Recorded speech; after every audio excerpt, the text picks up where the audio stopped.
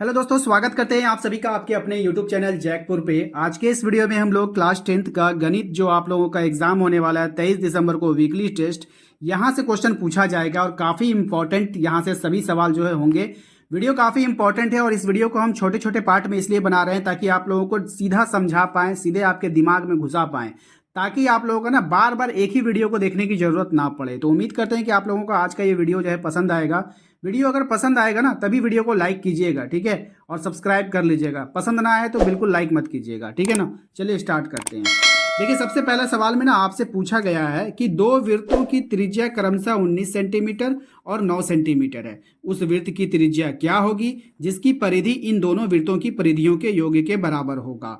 अब यहाँ देखिए, वृत्त की परिधि की बात कर रहा है, ठीक है। और यहाँ पे आपके पास ऑप्शन है, 4 ऑप्शन, 17 सेंटीमीटर, 28 सेंटीमीटर, 27 सेंटीमीटर और 23 सेंटीमीटर है। तो चलिए इसके आंसर को हम लोग बनाते हैं और फिर इसका आंसर देने का प्रयास करते हैं। देखिए, आपसे कहा गया था कि वृत्त की परिधि के बारे में, तो बड़े वृत्त का वहाँ पे जो परिधि था उसको हम लोग मान लेंगे 2 पाई आर, और छोटे वृत्त की जो परिधि थी 2 पाई r1 और 2 पाई r2, क्योंकि दो त्रिज्याएं का वहाँ पे बात किया जा रहा है, ठीक है। तो यहाँ पर देखिए आप लोगों को करना क्या, इनमें 2 पाई और इनमें 2 पाई, दोनों में 2 पाई है, 2 पाई को कॉमन ले लीजिए। अब ब्रैकेट में बच जाएगा r1 प्लस r2, ठीक है। और यहाँ पे देखिए 2 पाई से 2 पाई कैंसिल हो जाएगा, बचेगा सिर्फ r। यहाँ पर देखिए r1 का वैल्यू आपको 19 सेंटीमीटर, क्वेश्चन आपके लोगों के पास है, क्वेश्चन आप लोगों ने देखा है। और r2 का वैल्यू कितना हो जाएगा, 9, ठीक है। और 19 में 9 आप जोड़ोगे तो 28 आ जाएगा, यानी जो बड़े वृत्त की जो त्रिज्या होगी वो 28 सेंटीमीटर निकल कर आ जाएगा। यही आपका आंसर हो जाएगा। और ये आंसर आप यहाँ पे आसानी से देख पा रहे हो कि यहाँ पर आपका ऑप्शन नंबर बी में आपको वो आंसर दिख रहा है, 28 सेंटीमीटर, ठीक है। चलते हैं दूसरे सवाल पे और दूसरे सवाल को समझते हैं कि दूसरे सवाल में क्या कहा जा रहा है। दूसरे सवाल में कहा जा रहा है कि 21 सेंटीमीटर त्रिज्या वाले एक वृत्त के चाप की लंबाई क्या होगी जो केंद्र पर 60 डिग्री का कोण अंतरित करती है, ठीक है। केंद्र पर कितने डिग्री का कोण अंतरित करती है, 60 डिग्री का। अब यहाँ पे भी 4 ऑप्शंस आपके पास है, इसको बनाकर देखते हैं और क्या इसका आंसर आता है। तो चलिए यहाँ पे इसको हम बनाते हैं। देखिए, वृत्त की जो त्रिज्या आपको दिया है वो 21 सेंटीमीटर है और जो कोण दिया है, कोण को हम लोग थीटा में लिखेंगे, 60 डिग्री का दिया है, ठीक है।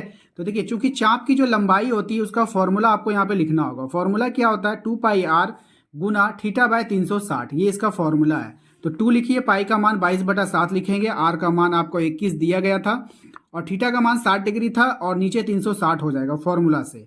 7 या 21 कटा दीजिए इसको, ठीक है ना। 7 से 0 कैंसिल होगा, 6 6 के 36, 6 बार में कटेगा। इस 6 को जो है आप इस 3 से काट दीजिए 2 बार में, 2 से 2 कैंसिल हो जाएगा, बचेगा सिर्फ यहाँ पे 22। इस 2 से इस 2 कैंसिल हो जाएगा, बचेगा यहाँ पे सिर्फ ये वाला 22। तो 22 सेंटीमीटर इसका आंसर हो जाएगा। उम्मीद करते हैं कि आप लोगों को समझ में अच्छे से आ गया होगा। अगर एक बार में समझ में ना आए तो वीडियो को दोबारा जरूर देखिए, समझ में जरूर आ जाएगा आप लोगों को, ठीक है। चलते हैं तीसरे सवाल पे, ठीक है ना। देखिए, तीसरे सवाल में आपको क्या कहा है। तीसरे सवाल में आपसे कहा गया है कि 60 डिग्री केंद्रीय कोण और 14 सेंटीमीटर वाले त्रिज्या खंड का क्षेत्रफल ज्ञात कीजिए।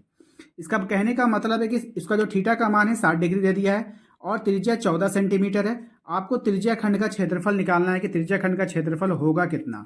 चलिए इसको बनाते हैं हम लोग, ठीक है। देखिए, थीटा का मान कितना है, 60, आर कितना है, 14 सेंटीमीटर। त्रिज्या खंड का क्षेत्रफल क्या होता है, theta by 360 pi r square. आपको यहाँ पे क्या करना है, थीटा का मान रखना है, 360 नीचे रखेंगे, उसके बाद पाई का मान 22/7 लिखेंगे और गुना में लिखेंगे r का स्क्वायर, यानी कि 14 गुना 14।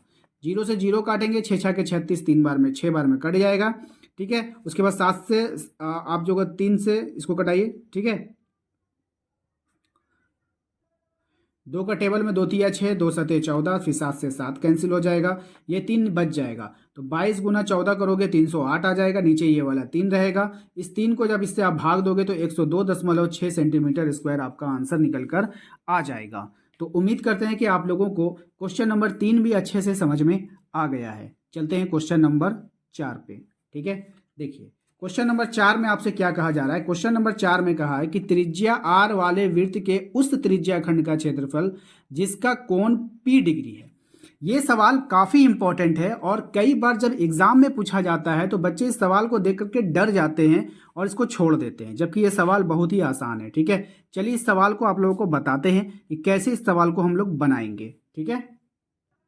सवाल में आपसे कहा गया था कि त्रिज्या खंड का क्षेत्रफल निकालने के लिए, तो त्रिज्या खंड का जो क्षेत्रफल हम निकालने वाले हैं उसको ध्यान से देखिए। फॉर्मूला क्या लगाएंगे, theta by 360 pi r square. तो यहाँ पे देखिए आपको थीटा का मान क्या बोला था कि p है, तो हम p लेंगे। 360 फॉर्मूला से था तो फॉर्मूला से ले लेंगे। पाई है यहाँ पे, तो पाई आर स्क्वायर रहने देंगे, ठीक है, क्योंकि हम लोग ऑप्शंस में देख रहे थे यहाँ पर कि सब फॉर्मूला ही बताना था, ठीक है।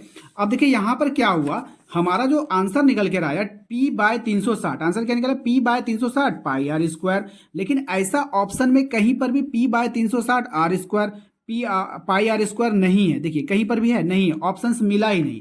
जब ऑप्शंस ना मिले तो थोड़ा सा तो दिमाग लगाना होगा ना, तो हम लोग क्या करेंगे, ऊपर नीचे 2 से गुना कर देंगे। ऊपर नीचे 2 से गुना करने का मतलब होता है कि सेम हम कर सकते हैं, क्योंकि फिर 2 से 2 कट जाएगा ना, फिर से यही आंसर आ जाएगा, ठीक है, कोई फर्क नहीं पड़ता है। सिर्फ आंसर को लाने के लिए जबरदस्ती का हम लोगों को ऊपर 2 भी या नीचे भी 2 से गुना करेंगे, ठीक है।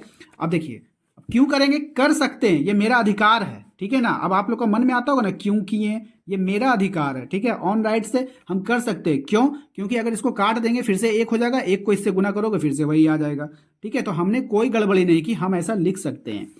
तो यहाँ पे देखिए जब 2 इसके साथ गुना होगा 2 पाई आर स्क्वायर पी हो जाएगा, ये सब क्या हो जाएगा, आपस में गुना हो जाएगा, होगा कि नहीं होगा, हो जाएगा।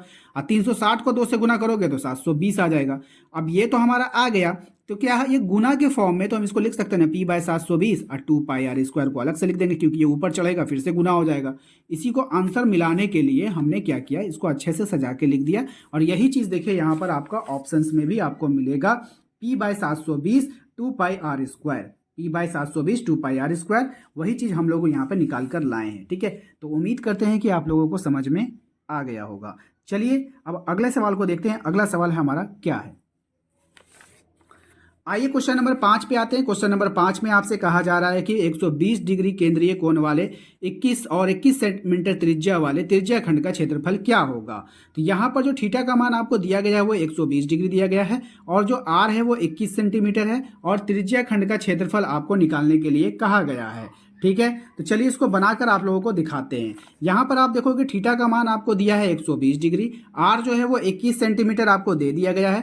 त्रिज्या खंड का क्षेत्रफल होता है theta by 360 pi r square. Theta का मान रख दीजिए 120, बाय में लिखिए 360, 22/7 पाई का मान रखेंगे, आर स्क्वायर का मतलब हो गया 2 बार आर को लिखेंगे, ठीक है। 0 से 0 काट दीजिए, 12 तिया 36 3 बार में कट जाएगा। 7 से अब देखिए 7 से क्या कट जाएगा, 7 तिया कटाना होगा ना, रुकिए, इस 3 से काट दिया, ठीक है, इस 3 से जो है इस 7 21 को काट दिया, 7 बार में 7 से 7 कैंसिल हो गया। अब यहाँ पे आप देखोगे कि 22 गुना 21 बच गया ना, तो 22 गुना 21 करो, और जैसे ही 22 गुना 21 करोगे 462 सेंटीमीटर स्क्वायर आपका आंसर आ जाएगा। देखते हैं क्या है हमारा ऑप्शन, 462, ऑप्शन नंबर ए हमारा यहाँ पे राइट आंसर हो जाएगा। तो उम्मीद करते हैं कि आप लोगों को सभी सवाल समझ में आ गया होगा। इस तरह का वीडियोस अगर आपको आगे देखना है, डिटेल्स में देखना है और अच्छे से समझना है, तो प्लीज़ वीडियो को लाइक कीजिएगा, चैनल को सब्सक्राइब कर लीजिएगा, बेल आइकन को दबा लीजिएगा, और जो भी आपको व्हाट्सअप नंबर दिख रहा है इसमें जुड़ जाइएगा जरूर ग्रुप में, क्योंकि कभी क्लासेस इतने ज़्यादा हो रहे हैं कि आपके पास नोटिफिकेशन नहीं जाएगा, आपको अपडेट किया जाएगा व्हाट्सअप के माध्यम से ही, ठीक है। तो मिलते हैं हम लोग अपने नेक्स्ट जल्द ही वीडियो में, और वीडियो कैसा लगा प्लीज़ कमेंट कर हमें जरूर बताइएगा। इससे होता है क्या है कि हम जल्दी आपके लिए वीडियोस बना पाते हैं। तो मिलेंगे हम लोग अपने जरूर अगले वीडियो में। Thank you.